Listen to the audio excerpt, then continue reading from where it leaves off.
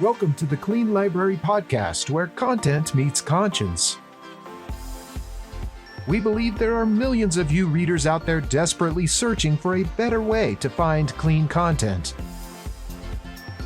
Each episode, we will introduce you to a new author of clean books, giving you, your family, and your friends clean options. Hello, my name is Marcus Williams. Welcome to the Clean Library Podcast. Today we have special guest BJ Salmond. Welcome. He, in his own words, I'm a native of Utah. My beautiful wife Stacy and I are raising 6 awesome kids in American Fork. I love American history, LDS church history, family history, good old-fashioned rock and roll from the 50s to the 80s, and the time-honored game of chess. I received my MBA from the University of Phoenix, a BA from Southern Utah University, and 2 Associate of Applied Sciences degrees from the Community College of the Air Force. Welcome, BJ. Thanks for being on the show with us today. Thank you. So before we jump into it and get to know you and your books, we're going to read your 2 Truths and a Lie and see if I can work those into the conversation today to try to figure out which one is the lie. So number 1, I have a mom who was born deaf but learned to read lips rather than sign by putting her hand on the throat of her teacher, and that is how she learned the sounds. Number 2, when I was trying to light a water heater, I let the gas run too long. When I lit the match, I saw the fire rushing towards me, so I looked down, and my hair got all burned up and has not grown back. That's how I became bald. And number 3, while I was loading a truck, I fell backward from a vehicle bed that was 5 feet off the ground and landed with a parkour-type roll without a break, bruise, or a scratch. All right. Well, I don't know how I'm going to weave those into the conversation, but we'll see what happens today. So, BJ, why don't you just start and tell us about your book? Introduce us to what you've written. Okay, so it's a historical fiction, and the reason I wrote the book is because I was doing some research on my wife's side, and I was building these picture charts, and it was a 5-generation picture chart with all the kids at the bottom, and then I went 5 generations up. I got to this one chart where I had all but one picture, and I'm like, man, I got to find that picture, and so I started doing a lot of research. And I couldn't find the picture, and I finally, in all the research I was doing, I found all these stories about this person, and they were incredible stories. And I was like, man, this would make a good movie. And my wife's like, any good movie starts with a good book. I'm like, you're right. And so I started writing, and so I eventually did find the picture, but the story that I started reading about, I kind of fictionalized a little bit. I put her grandparents as fictional characters in the first half of the book, and the last little bit of the book is their actual experience. And so, but yeah, it starts in St. Louis, Missouri, where the main character, he's having struggles with anger, and so he actually gets exiled from the state because of some of his anger issues, and the place that he goes to is Illinois, where he meets Abraham Lincoln. He meets the girl he's going to marry, and what's interesting is I just kind of put him in these situations in history and let history play itself out. And it was kind of fun to write because there were a lot of historical things that happened during that time in those places. And so we get him into a love story with how he met his wife and how they started falling in love. And I actually wanted to stay true to history. So I looked up the date they got married. They actually got married, probably about when in their 30s. But most people get married in their 20s, right? So Yeah. So I'm like, oh, great. I've got them met, and I've got them courting, and I've got to figure out how to break them up until they actually get married. And so I'm like, well, there's got to be a war sometime in this time period. And after scouring all the wars, I found one, and it was perfect because there was a Seminole Indian War that happened in Florida, and it just so happened that a group of Missourians um, left from Missouri to go support the Seminole Indian War. And it's like, great, I'll just get him back into Missouri somehow because he's been exiled, and Right. And then get him into that regiment to join the group. And so I kind of break up the love story. She falls in love with another man while he's away on a trip, and she's going to marry him when he gets back. He finds out, and he's heartbroken, and so he's like, and his business starts failing, and so he's like, I'll just go back to my parents. I'll sneak back into the state. He reads about the Alamo, and he's like, okay, that inspires him to join the military, and so he goes in the military. Meanwhile, she finds out that the guy that she wanted to marry was a real jerk, and she tries to find him. She can't find him, so she goes to the postmaster and gets the address and goes back to finds his home, his parents. She's like, oh, he's left for the war, and so she's like, oh, well, okay, but they kind of hire her on as a maid to work for them until he gets back, and so he goes off to war, and the main turning point of the book. So he has some things happen on this journey, because the regiment that he joined with, they actually had a huge struggle getting to Florida, and he experiences the struggle with them. Like, they experience passing through cities that have a cholera outbreak. They lose a whole bunch of people. They go get on these boats with all their horses. This is a regiment of cavalry, and so Okay. they load all their horses onto these boats, and they the on their way to Florida, the boats get tossed and shaken up in the sea, because there's this huge storm that comes through, and by the time they get to Florida, um, a lot of the horses are dead, and a lot of the horses are injured, and so they got to go through and start killing the injured horses. And his horse that his dad gave him is one of those horses, and he's on the group on the crew that is going through killing his horses, and he sees his horse. He can't bring himself to do it, and he has this moment where he starts thinking, well, maybe I can help fix the leg or something to bring it back, and one of the sailors comes up and shoots the horse, and as soon as he does that, he just loses it and starts attacking the sailor. And he's about to shoot the sailor, and then someone tackles him, and he realizes, oh no, I almost killed someone. I really do have a problem with my anger. And then as he goes into the Indian War, he has this experience that's a turning point for him, where he's a scout.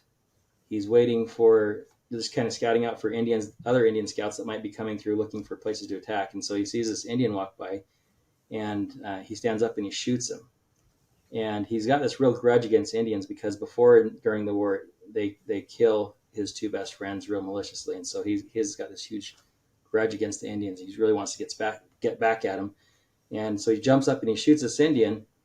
And as he goes up to finish him off, the Indian looks him in the eye and says, "What's your name?" And he's like, "What? You speak English?" And he's kind of shocked for a little bit. He's like, "What do you mean?" And then the Indian's like, "I would like to know your name." And he says, "My name's William."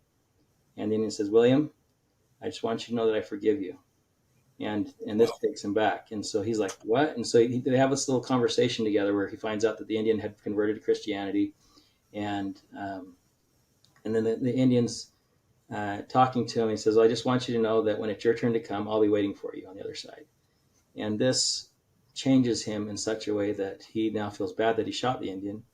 And they have this conversation, and then the Indian finally dies while they're talking, and so he starts to want to bury him, but then he starts getting attacked by these other Indians that are following up, and so he flees, and this is like a turning point in the book for him. Like, he all the prejudice and anger that he had just kind of melts away, and he spends the rest of the book trying to figure out how to make that melting away permanent, and he eventually figures it out in the end, and there's a great climax where he finally was able to overcome, and so Cool. yeah. So, how obviously you had to add a lot, and so how did you build these characters just with the source material, which I assume was fairly limited? Yeah. Uh, how did you go about doing that and building their characteristics and personalities and stuff? So a lot of it just kind of came to me, and a lot of the characters were supplied, like they're historical figures that I could research, and like Abraham Lincoln was there. Hmm. Porter Rockwell was part of it. You know, he got captured in St. Louis, and so he's part of the story. He actually saves the main character, and that's how he gets on his track to conversion into the gospel. Is he tries to save because Porter Rockwell saves his life, he tries to save Porter Rockwell's life, and so he but Porter Rockwell's like, no, don't try and save my life because I'm innocent.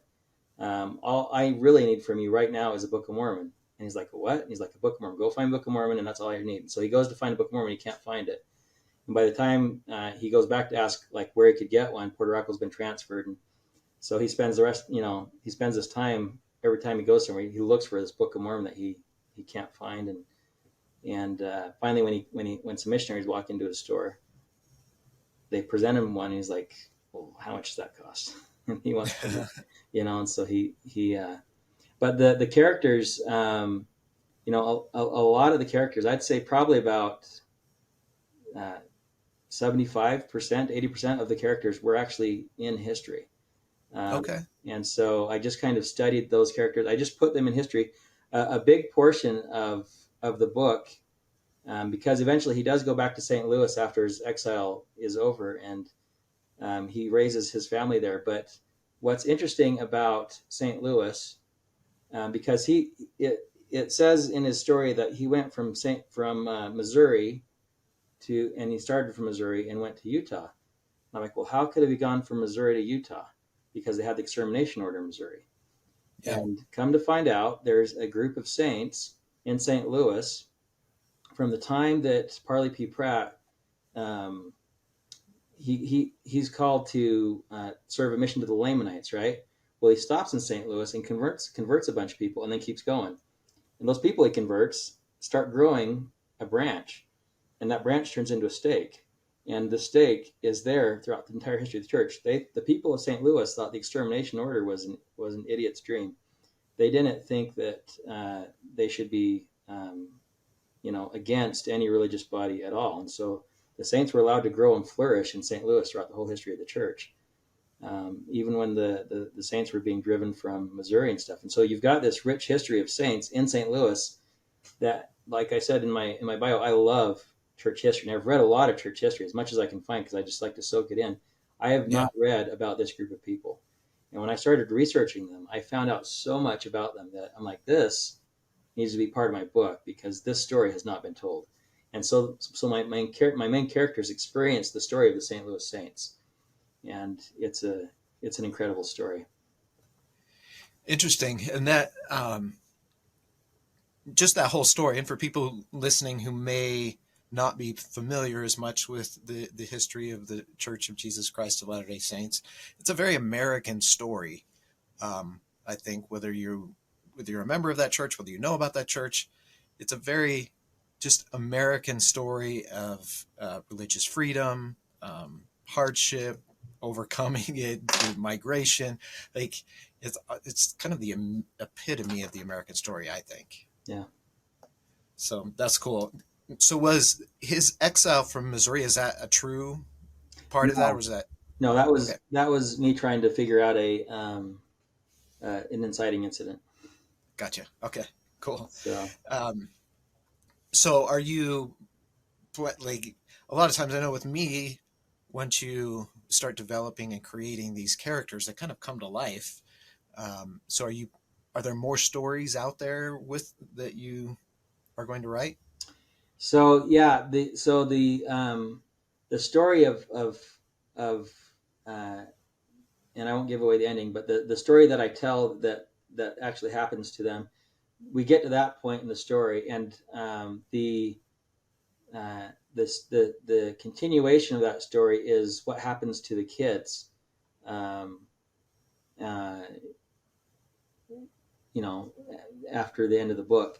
And so the story, I'm in the middle of I'm still writing book two. It's supposed to be a trilogy, and book two is about his daughter, who you see throughout. She's born in the book, and she goes with him throughout the story. But I start the book off with her actually telling the story of her father to her son, who has anger issues, and she's trying to teach him how her father overcame these anger issues. And they, the story of the Princess Bride, where they kind of have the grandpa and the grandchild, and they kind of pop into the story every now and then. Yeah. She does that with her son, and they kind of pop into the story every now and then, and he's like, "What? What's going on here?" And by the end, the son's like, "Oh, okay, I can see why I should be overcoming my anger. I'm going to try and stop." And so their story is book two. She has an incredible story. She goes, "Is it okay if I tell that story?"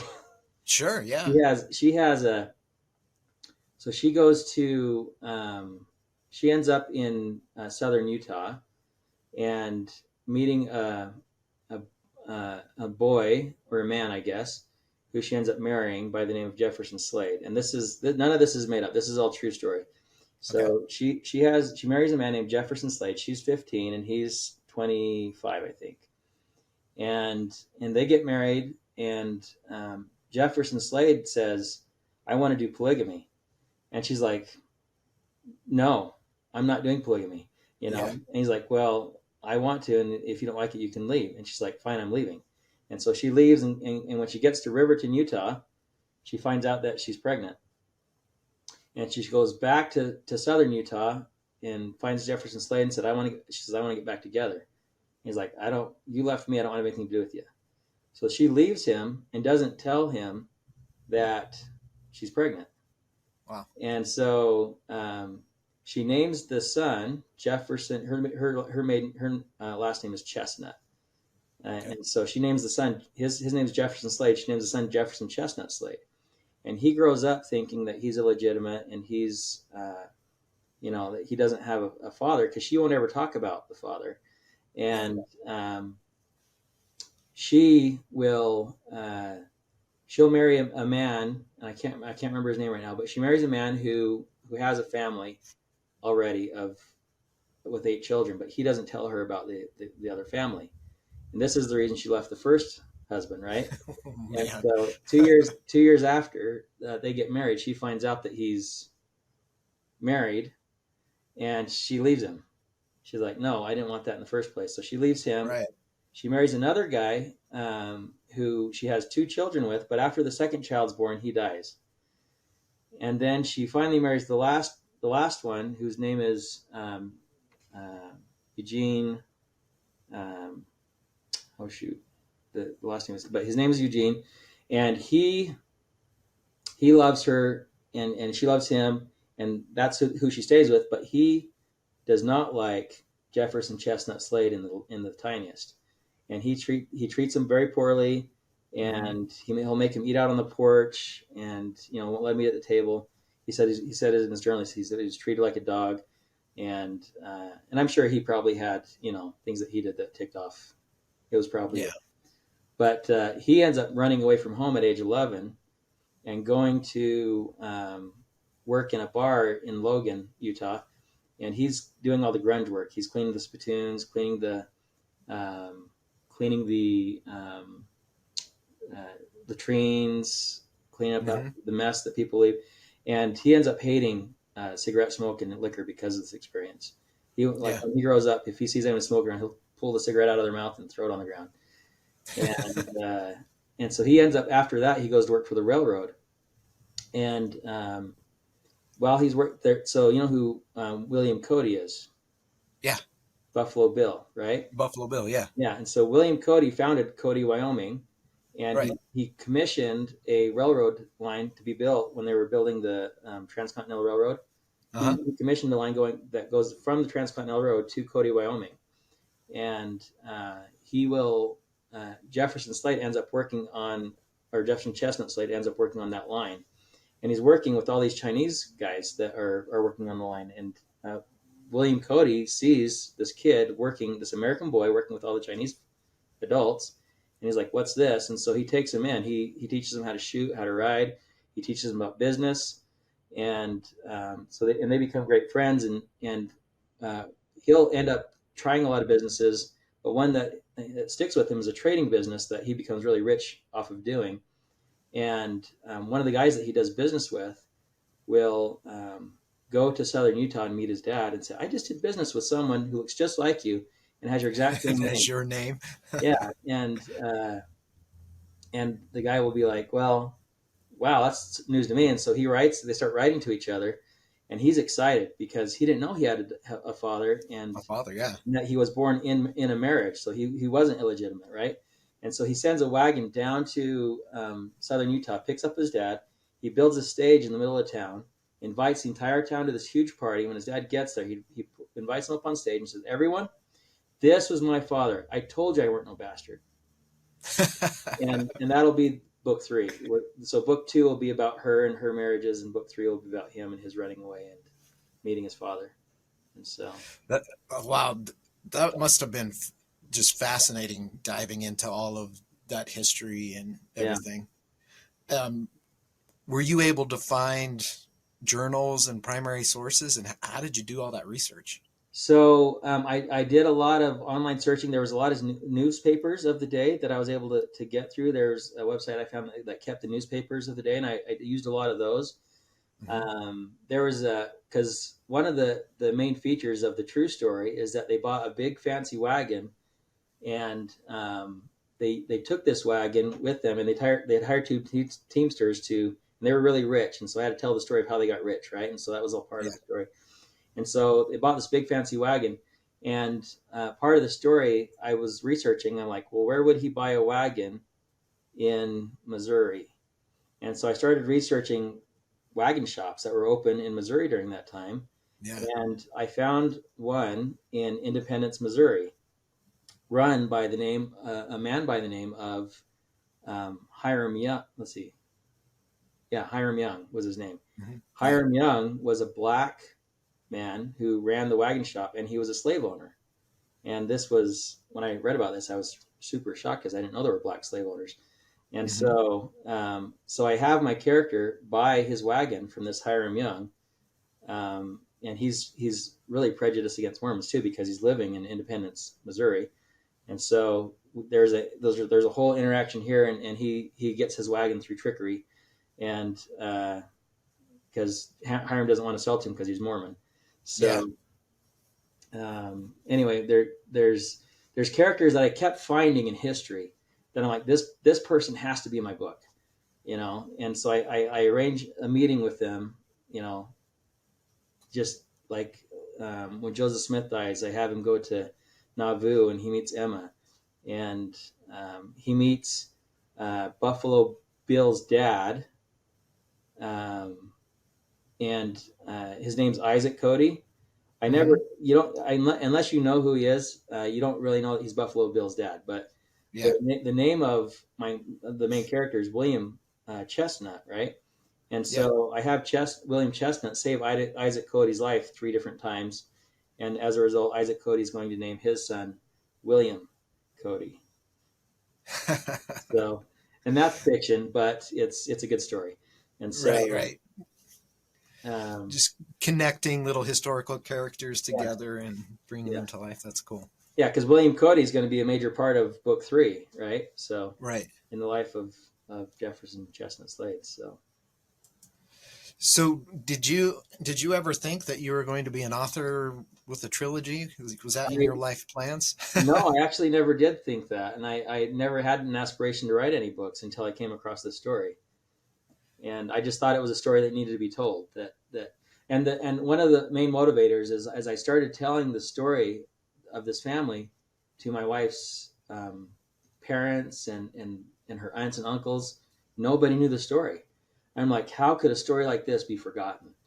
And so I'm like, this story needs to be known and never forgotten. And so I started, I'm like, this needs to be known forever. And so I wrote the book. And hopefully I can get the other 2 books written too and get those stories out. Yeah, and I mean, kind of the thing that hits me as you're telling the story is just how human it is. Sure, the times were different, the year were different, maybe beliefs and expectations and technologies, but the human experience is like we can learn from it today because it's the same.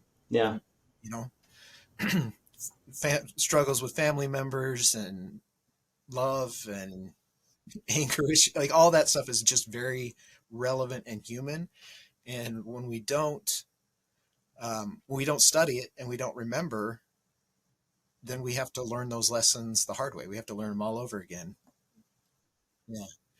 And it's also inspiring. I have a it's a pretty well known story. My third great grandmother, I believe, she was in the Martin and Willie Handcart Company, and her husband died one night next to her, but it was so cold she had to just lie there all night next to her husband who passed away, and then try to bury him in the morning and continue on this trek because they're out in the middle of nowhere. They can't Yeah. just stop and you know. And I always think if she could do that, and she ended up living a very long, fulfilling life and had kids and grandkids, and I mean, I'm descended from her. If she could do that, like I can do whatever hard thing is happening to me today, you Yeah. know. So that's I think it's really important and something that, and that's the power of family history. Like I love that you started with this looking for a photo, and then now you've gone down this long path of studying that whole history, and that's what family history does to you. Once you start, it's like you feel that connection. You just can't stop. Yeah. That's very cool. So did you end up traditionally publishing, or are you indie published? So I did a lot of research on that. And mind you, I'd never written a book before. I do have an English minor in my degree, Hmm. but I'd never written a book before, and so I didn't really know how to write a book or even the art of story. And Yeah. so I did a lot of research on traditional publishing and self publishing, and I actually found this place called what do they call them? I think they call themselves self publishing com. I think, but it's a school on how to self publish, Yeah. and and I thought, okay, well, I'll join this school and they'll teach me how to self publish. And I found out, there's you can go with the traditional publisher, but and the thing that swayed me towards self publishing was that even if you go with a traditional publisher, you still have to do all the work to sell your book. Right. You don't. I mean, the publisher helps you very little like maybe in the very beginning they help you to get the Yeah. initial copies out, but after that they just stop, and it's up to you. And I'm like, well, if it's up to me anyway, and I'll get more royalties of self publishing, why not just self publish? And so I just decided to go that route. And the school that I went through, I was surprised because they didn't only teach me how to self publish, but they taught me the art of story. Like they taught me like a story has these elements, and you have to hit every one of these elements to make it an effective story.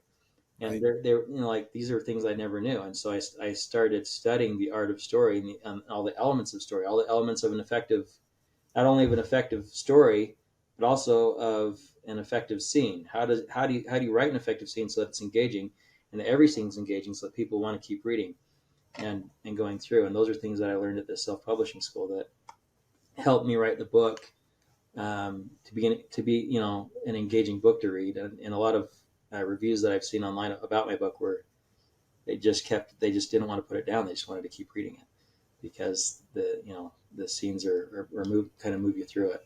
So Yeah. And but the downside to that is now whenever you read someone else's story or watch a movie, you know what's wrong with it. yeah. They forgot that. They forgot this.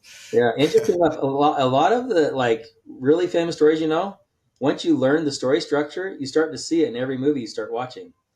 Hmm. In Harry Potter, in any of the Disney movies, you start to see it's like, oh, there's that element, yep, and there's that element, and now they're gonna hit that element. Okay, now they've got the climax, and now we're done. So you can just start to see all the elements as you go through, and you start watching movies in a different way.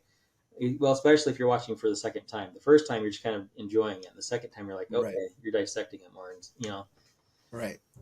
It's So kind of like when if you watch a movie that has to do with your profession or something that you're expert at, and you're trying not to judge it the entire time. yeah.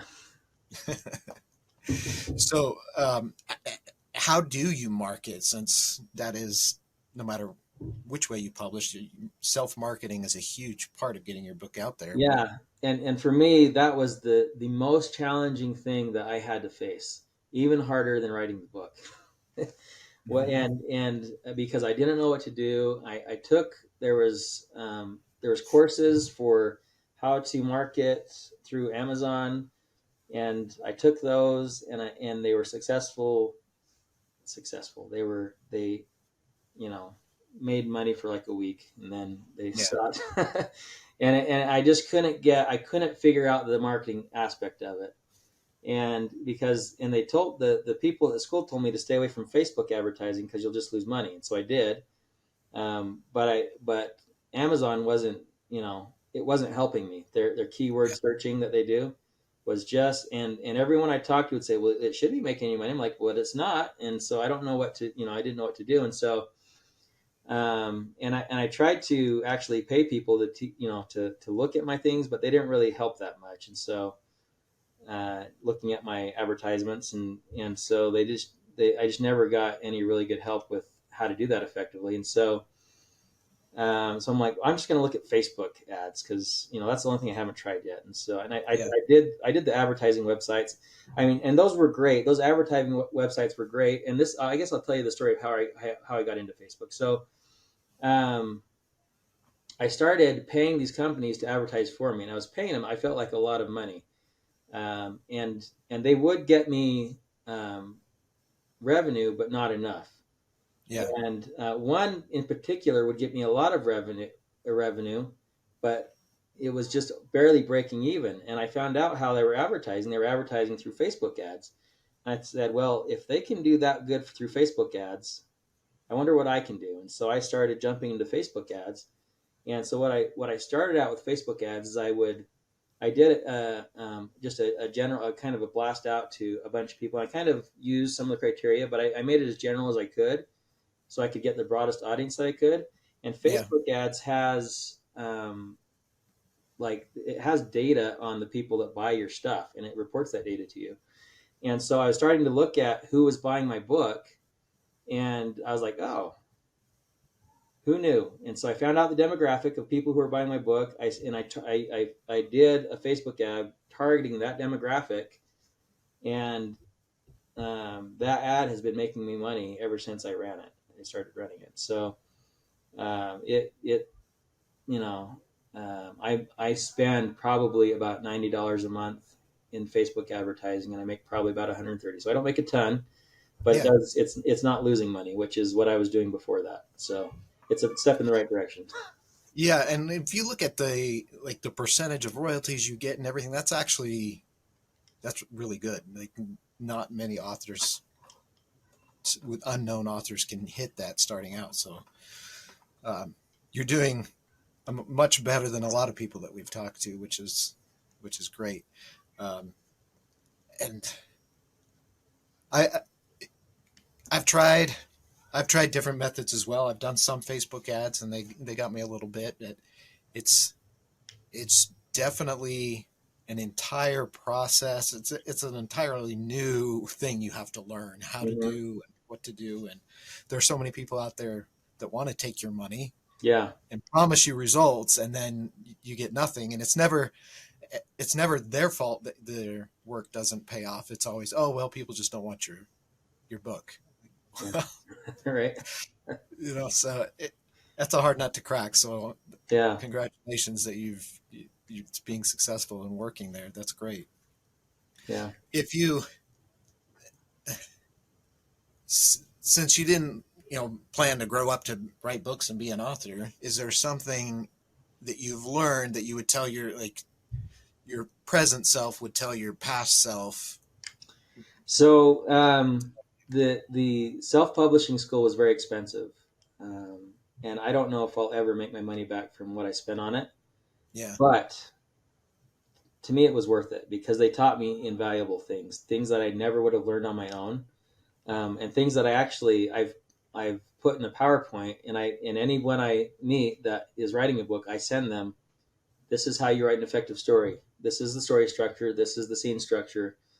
And if you want to make your book, sellable, you need to follow these structures. And usually what you do is you write the rough draft, and then you go back and see if it matches those structures. And if it doesn't, you edit to make it match those structures. Yeah. So that was the most valuable thing to me was getting that. And I'll give that information out to for free to anybody who asks it for me, because I don't think anyone should have to pay as much as I did to get it. But it was super valuable for me to get it, because I wouldn't have written the book as effectively as I did had I not, Yeah. had that tutelage. That's cool. So as far as, since clean is one of our big topics, clearly with the arc of your character from the anger issues and through his conversion and everything, you could have easily used a lot of language and violence and stuff in the beginning to make that arc a little more dramatic. Is there a reason why you chose to keep the entire book clean? Well, That I work found for it you? pretty easy because, and I actually looked up swear words that they used in those days, Yeah. and they're words to us that are silliness.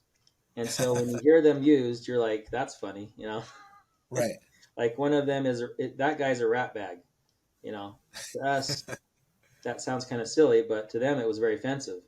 And Yeah. so there's phrases like that are used, but yeah, it is kind of meant for. The funny thing about my book is I meant it for an LDS audience, Okay. because the first half of the book doesn't really have much LDS stuff in it, but it's just like it's him and his wife meeting, and it's him figuring out his anger issues and in that turning point that we talked about. And that's Right. the first half of the book. The second half of the book is his conversion story, his baptism story, which by the way is a very interesting story, which actually happened to another ancestor. What if I may diverge just for a minute? What happens is he meets the missionaries and starts getting taught, but him and his wife decide they don't like Mormons, so he starts hiding the fact that he's being taught from his wife, and and so he's sneaking out and getting taught and reading the Book of Mormon. He keeps the Book of Mormon out in the shed, and finally he reads it and he's like, "Oh, this is true," and without thinking about it, he brings it into the house with him, and his wife is like, "What do you got there?" And he's like, "Oh crap!" And he's like, "Well, those Mormons, they just pushed this on me, so I just took it so they'd leave me alone." He's like, "Here, you get rid of it," and so he hands it to her and walks up the stairs, and she takes it and she hides it, and she starts reading it, and and she goes sneaking out of the house, getting taught by the missionaries, and of course the missionaries know that they're both doing this, and so they plan their baptism for the same day. And so he sneaks out of the house on that day, with an extra pair of clothes, and she sneaks out of the house on that day with an extra pair of clothes, and they meet up at the baptism. She taps him on the shoulder and says, and she finds out, he turns around and it's like, "Oh," and she's like, "What are you doing here?" And he's like, "Getting baptized." "What are you doing here?" "Getting baptized." And I'm like, "Oh," and so that's a true story. It didn't happen to them, but it happened to another set of ancestors that I just had to use That's this funny. story. But where was I going before that? Just talking about keeping it clean Oh, and your yes. audience. And so it was meant for an LDS audience, and so I didn't want to put anything in. I mean, there were murders and things that happened in the book, Yeah. but if you read some of the reviews, they say, yeah, that stuff's in there, but it's done tastefully. And so um, yeah, I just I didn't want to turn off my main audience, and so I tried to keep it as clean as I possibly could. And what's funny about that is the majority of people who are reading it aren't LDS. There's uh, there are some LDS people reading it, but a lot of them haven't been, and they're like, "This is a great book," and I'm hoping that like some of the comments I've gotten from people that have talked to me, and even in one of the comments online was that it inspired them to want to read their Book of Mormon more. And I'm hoping that's the Interesting. case for anyone who reads it, that they'll, want to draw closer to the Savior as a result of reading that story, and they'll want to, read their Book of Mormon more, and get, develop Yeah. their relationship with the Savior because they read that story, and that hopefully will inspire them to want to move closer to the Savior. So Yeah. And that's a ringing endorsement, I think, of making the decision to keep it clean and tasteful. Um, you're inspiring something in people that you probably wouldn't be able to do otherwise if you hadn't, which is very cool. And that's interesting. You've got all that Facebook data now that you can see who's reading it and who's not. And yeah, yeah, sometimes that's the way it works. Your audience isn't who you planned on yeah, at the beginning, but that's that's that's who's the way buying it it. goes. That's who you sell to. Exactly. Very cool. Uh, well, we're running out of time here. So are there any other authors that write clean books that you would recommend to our listeners? So I'm a huge fan of historical fiction. Mm-hmm. And one of my favorite historical fictions is, because I love American history too, Ron Wilkie wrote Prelude to Glory, which is a historical fiction about the Revolutionary War. It is wonderful. It just takes you through the whole Revolutionary War in an entertaining way, and you get to Cool. experience that richness of history through his books. So, Very cool. Awesome. yeah. Well, let's review your Two Truths and a Lie. And we didn't talk about gas explosion or anything, but so I'll take a stab at it. So number one, I have a mom who was born deaf but learned to read lips rather than sign by putting her hand on the throat of her teacher, and that is how she learned the sounds. Number two, when I was trying to light a water heater, I let the gas run too long. When I lit the match, I saw the fire rushing toward me, so I looked down and my hair got all burned up and it's not grown back. And number three, while I was loading a truck, I fell backward from a vehicle bed that was 5 feet off the ground and landed with a parkour type roll without break, bruise, or scratch. Well, nothing we talked about is helping me on this one, so I failed in that respect. Now, it wasn't a water heater, it was a furnace, but I had a very similar experience and got some pretty bad burns on my hand on an old furnace. So that's whether or not that would burn all your hair so it wouldn't grow back, who knows? So I'm just going to go for it. I'll say that one is the lie. That is the lie. All right. It's actually a partial lie. I did have that experience, but it didn't burn all my hair off. So the great thing about me getting it right is that without Brock here to compete with, I was behind, so I'm catching up to you. This is Steve, our Oh, scorekeeper. nice. So Nice. excellent. Well, BJ, thank you so much for being with us today and for talking about your books and your story.